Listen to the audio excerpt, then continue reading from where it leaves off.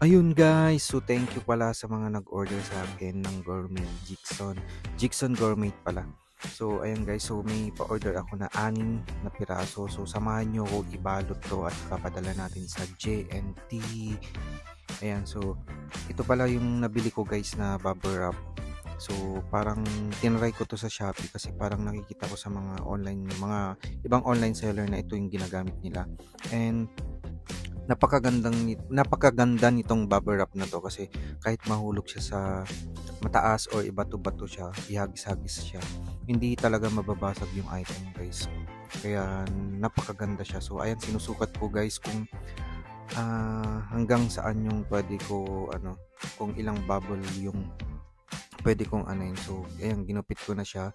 So every bottle nung Jigsaw Gourmet ko is 16 na bubbles. So kailangan talaga ganyan. So ganyan yung nakita ko kasi guys nung binili ko siya sa Shopee yung bubble wrap. So ipitan daw doon sa dulo para hindi siya hanggang doon lang yung mabubble wrap. So ayun, binabalot ko na siya. So napakaganda talaga yung bubble wrap na yan. So wala akong masabi. So ayan, so may nag-order sa akin 2 piraso. So sinabay ko na siya na binabble wrap. Shit, nabubulol ako. So yan, so first time ko mag-bubble wrap din at magbalot ng product nito. So napakasaya guys kasi 8 pieces kaagad yung nag-order sa akin, iba-ibang So ayan na yung plastic ng JNT. Salamat pala sa JNT kasi libre yung plastic na binibigay sa mga online seller na katulad namin. So ayan, binalot ko na siya. Ayan, tapos at syempre, ipiprint natin mamaya yung label. Yun yung pinaka-paborito ko. So, ito na nga guys, na-print ko na yung label. So, yan yung pinaka-paborito ko gawin, mag-print ng label kasi nakikita ko ang saya.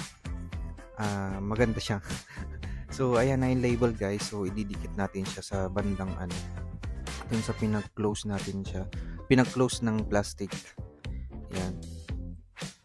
Ayan. So, nadikit na natin siya, tapos isunod natin yung iba mamaya. Ayan, so ito na yung pangalawa. Ayan, ididikit natin siya dyan.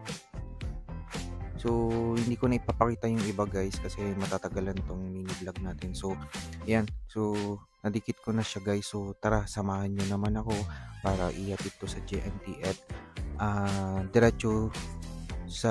diretso na rin ako sa gym. Kaya ayan na guys, pupunta na ako ng JNT. So sobrang init nun kasi alas 3 ako pumunta ng JNT.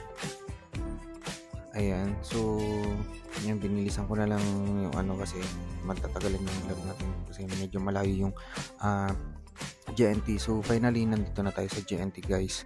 Ayan, so ida-drop off natin yung para kinabukasan matanggap niyo yung padala, yung parcel. So yan guys, nandito na ako at sinulat ko na rin yung guys. Humingi na rin ako ng extra plastic. So thank you guys, bye bye.